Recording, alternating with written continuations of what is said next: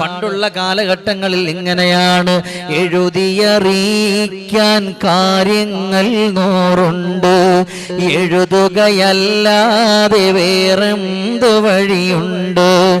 എന്മിഴികൾ തോകും കണ്ണു നീരത് കണ്ട് എൻ കരൽ വേദന കാണുവാനാരുണ്ട്?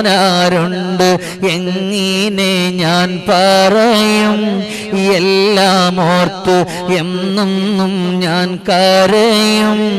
ഈ കത്തിന് ഉടനടിയൊരു മറുപടി തന്നു, സങ്കടം തീർത്തിടണേ ഇടയ്ക്കിടെ എന്നെയും ഓർത്തിടണേ.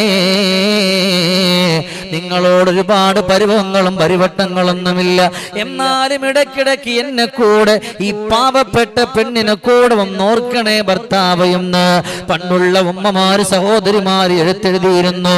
ഇന്നതൊന്നും വേണ്ട, ഇടയ്ക്കൊരു മെസ്സേജ് അതാ തന്റെ പ്രിയപ്പെട്ട ഭർത്താവിന് ഒരു കോള് ചെയ്യുക, ഒന്ന് വിളിക്കുക, എന്താ നിങ്ങൾ കഴിച്ചോ, ഭക്ഷണം കഴിച്ചോ ചോദിക്കുക. ഇതൊക്കെ ഉമ്മ ഇന്ന് നമ്മുടെ വിരൽ തുമ്പ് കൊണ്ട് പറ്റുന്ന ഒന്നാണ്. പക്ഷേ നമ്മളത് ചെയ്യുന്നുണ്ടോ?